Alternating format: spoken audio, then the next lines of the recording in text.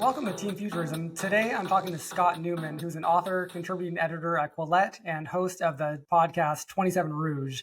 His writing has appeared in Quillette, The Spectator, Areo Magazine, and elsewhere. And Scott and I met in New Orleans for the Quillette Social last year, and I've been on his podcast a couple of times. Had some really fascinating conversations. Typically, like they've gravitated towards literature and culture. And I thought that Scott would be the perfect guest to have on to talk about what is the future of Western culture, whether or not it's in decline. We hear a lot about that lately. And also, I want to start by discussing the current outlook of American culture in terms of the culture war discourse. And I kind of want to sum this up with one question that has been all over my Twitter feed lately. I'm sure you've seen this too. And it is this very simple question: have we hit peak woke?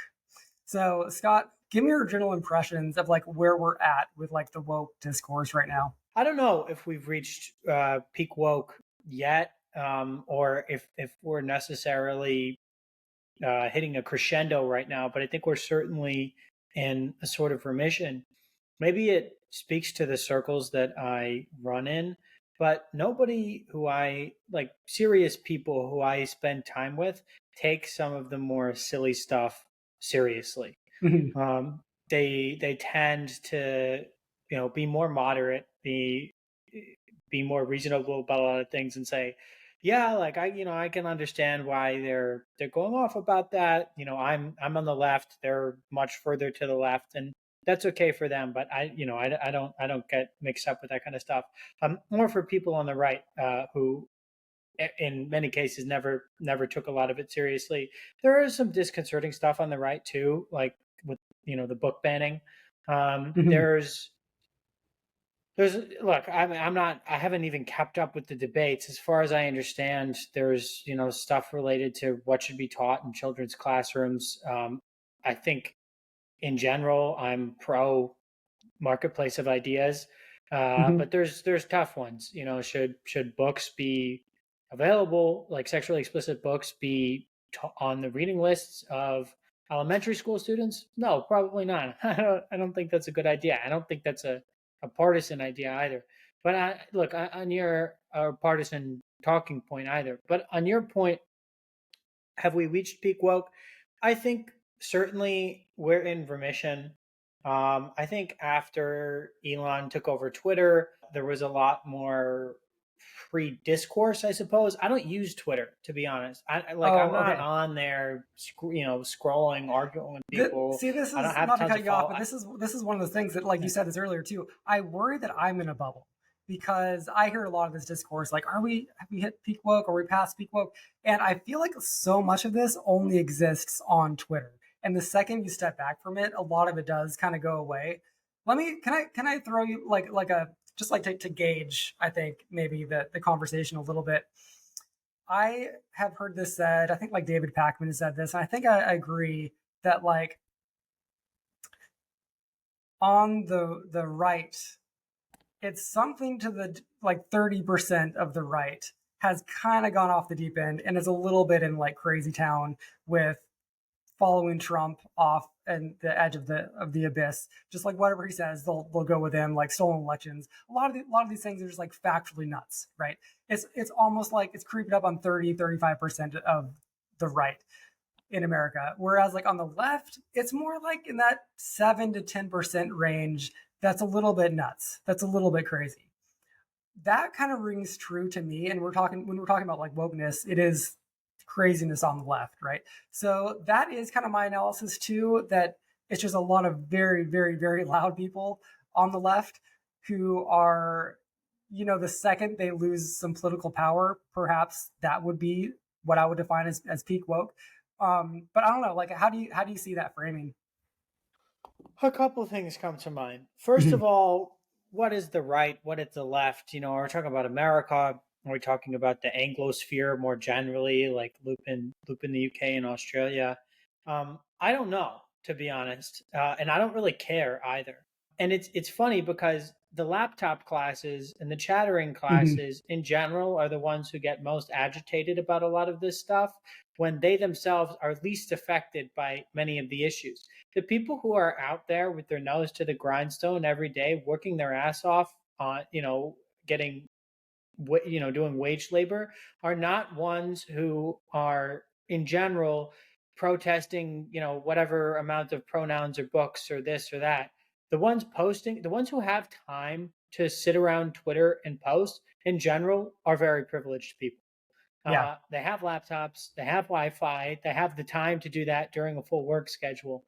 And so I think that says something about what what the actual picture is. I was talking to Mhm. Coleman Hughes. Um, I don't know. Whenever I was talking to him on the podcast, on my podcast, 27 Rouge, and Coleman he said, I forget what the exact statistic is, and I'd have to fact check the source and go fact check exactly what Coleman said. But he said something to the effect that, like Twitter, only 20% of Americans are on Twitter. It might be a little bit less, it might be a little bit more. But if you take like 20% of the population, you say that 20% of the population is like using Twitter, right? Of the 20% who uses Twitter, I would say an extremely small minority are the ones who actually post. Most people are the doom scrollers. Most Yeah. people are actively are passively consuming content rather than actively creating it. I talked to Sahil Bloom about this dichotomy. I think maybe it was someone else about the create consume dichotomy. Or maybe I talked to you about it. I don't know, but um, I talked to both of you. With one of you, this issue was discussed. I think um, Twitter is not real life. It's not the real world, and it's certainly not the experience of first of all 80%, a significant majority of the population in the United States, and it's certainly not the experience of the people with these issues. Most these issues. Whatever, if someone's screaming about an issue on Twitter, chances are, I mean, I'd have to think about this a bit more, but chances are, if someone's screaming about an issue at Twitter, it probably won't affect them very much. And this Mhm. goes to something else, like federal legislation in the or like not federal legislation. Who is president of the United States has very little effect on the lives of most everyday Americans. I've written about this in my Substack. There's a great line um, there's a film, The Ides of March. It's directed by George Clooney. And Ida Horowitz is this journalist, and she's talking with Stephen, who's played by Ryan Gosling. And Ida Horowitz says, uh, Stephen, is drunk the Kool-Aid and says he has to win. And Ida says, it won't matter. It won't make any difference to the everyday lives of the everyday fuckers who get up, go to work, eat, sleep, shit, go to bed, wake up again, and do the same thing. What is your read these days on the future of art, music, literature, movies, given AI? And I mean, like everything is kind of like, I feel like big paradigm shift for creative types. I tend to err on the side of optimism. I tend to err on the side of thinking that AI will enable new, cool, and different kinds of art that weren't available before. It will increase productive output. I mean, there's negatives, right? If anyone can just make a movie, not anyone will be able to make a movie. It's still going to be quite expensive to have artificial intelligence sophisticated enough that it can produce an entire film. And then there's the intellectual property rights that go along with that, of whose likeness you can use or not use. I think we're still some time away from that, but it is coming. I don't tend to be too afraid of that. I think things will certainly be different. Mhm. The way that Hollywood is now structured is extraordinarily inefficient. I was considering working in Hollywood. Um, and I have a number of friends who work in Hollywood across the industry. It's a woefully inefficient industry. And so AI in a lot of ways will streamline much of what goes on in Hollywood. Not all of it, but a lot of it. What does this mean? Unfortunately, I think for the people who have spent years, putting in the hard yards and accepting hazing and verbal abuse from the higher ups, and who are now what, 30, 40, something like that, things are going to look different. But this is the things have evolved over time. There's this wonderful film by Damien Chazelle, Babylon, which we discussed on our last Oh, I podcast just saw together. that. Yeah. And that captured the transition from silent pictures to talking pictures. Mhm. And that was a big change. And then the lead of that film, he's talking with whoever, that journalist, and she says to him, basically, you guys come and go, you have your time under the spotlight, but the people who write about you will always be here. So I think there's some jobs in Hollywood that aren't going to go anywhere, but things are changing. I don't know what exactly they'll look like. I know things won't look the same as they do now, but it's not necessarily a bad thing. It's just different. Mhm. There are serious issues, I suppose, to consider. I mean, this is just the medium of film. There's serious issues to consider, like what is going to be the role of a writer? Poetry, you can get AI to write you poetry, you can get AI to write you art. I think at some point, I mean, one thing I would say is that we make art for ourselves. This is the creator consumer dichotomy. Mhm. Why did I write a book? Why did you write a book?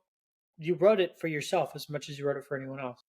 And so if you want to write something yourself, I think that therapeutic, cathartic act can certainly be done. I don't think that you'll be restricted by that. You might be able to do it a lot faster with ChatGPT and the many versions of that'll come.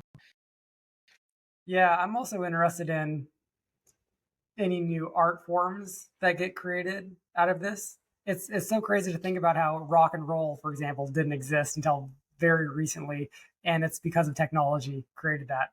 Or I mean, uh, and also like art forms die, right? Like opera is effectively dead. Only like 7% of Americans read poetry, so poetry is it's never going to die, but like it kind of is effectively just a museum art at this point. Whereas like the popular arts continue to evolve, and probably at some level there will be like a VR art, or VR experience that will be like the equivalent of art. Video games, for that matter, are kind of like a new art form. If you could call it that, I guess you kind of could.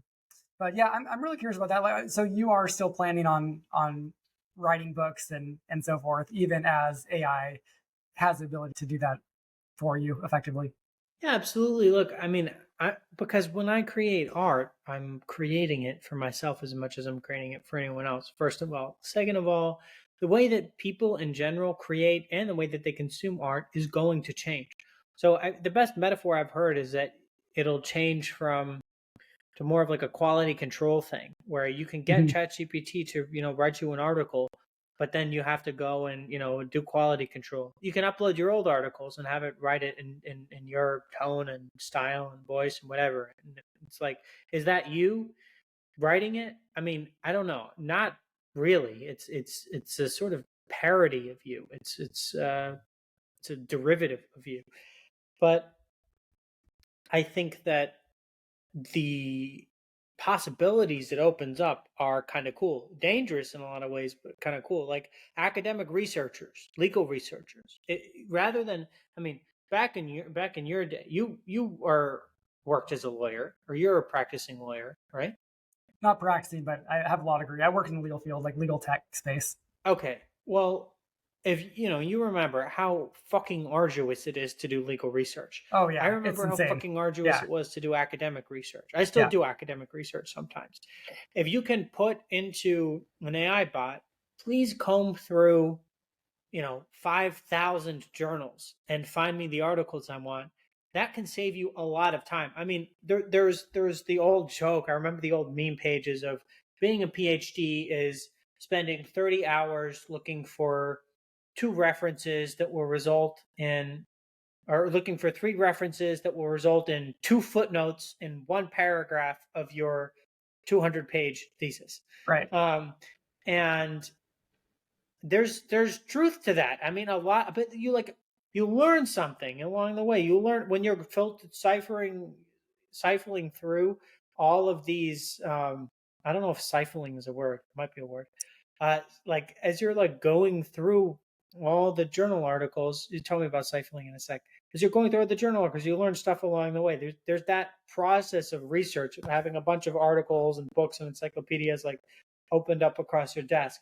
So what that's going to look like for somebody who does a PhD in 10 years in, say, the intellectual history or American history, whatever portion of American history, that's going to change. You're going to be able to get your source materials a lot faster.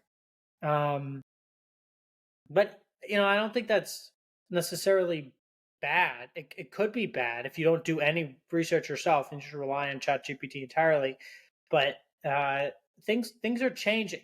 They're going to look different. They do look different now. What that difference will enable, who's to say? Who knows what tomorrow looks like? Yeah, one thing Peter, you were alive before the internet was a thing. Yeah, not the internet, but no, laptop the internet computers too. Yeah, and the I'm old, I mean, dude. yeah.